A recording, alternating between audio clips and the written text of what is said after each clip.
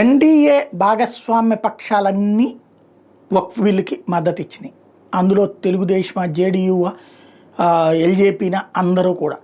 వాస్తవంగా ఒకప్పుడైతే అటల్ బిహారీ వాజ్పేయి టైంలో సంపూర్ణ మెజారిటీ లేని రోజులలో ప్రతి దాంట్లో ఒక వివాదం ఉండేది.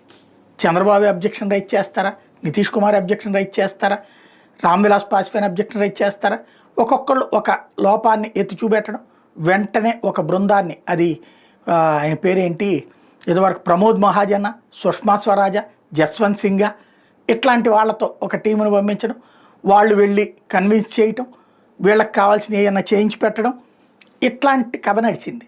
ఓ రకంగా చెప్పాలంటే వాజ్పేయి అద్భుతమైన ప్రధాని, కానీ ఆయన పాలనా కాలం అంతా కూడా ఈ తలనొప్పులతోనే ఆయన సాధించిన ఘనత కంటే ఈ నిరంతర స్ట్రగుల్ కారణంగా ఇది ప్రచారంలోకి వచ్చి దెబ్బతిన్నటువంటి పరిస్థితి. 2004లో అధికారం కోల్పోవడంలో అది ఒక కీలక పాత్ర కూడా అయింది. అయితే నరేంద్ర మోడీ అట్లాంటిది కాదు, మొండిగా ఉంటాడు, ముందుగానే ఉంటాడు, తన దగ్గర తేడాని అంగీకరించడు, సహించడు. సొంత పార్టీలో అదే జస్వంత్ సింగ్, అదే యశ్వంత్ సిన్హా, అదే సందర్భంలో బయట నుండి విమర్శలు చేసే సుబ్రహ్మణ్య స్వామి లాంటి వాడికి అవకాశం ఇవ్వడమైనా, అతిగా చేస్తున్నప్పుడు తోసి పంపించడమైనా మోడీకే చెల్లింది. ఇప్పుడు వక్ఫ్ బిల్లు సందర్భంగా బలంగా ఎన్డీఏ నిలబడింది అంటే దట్ ఈజ్ మోడీ అని చెప్పాలి.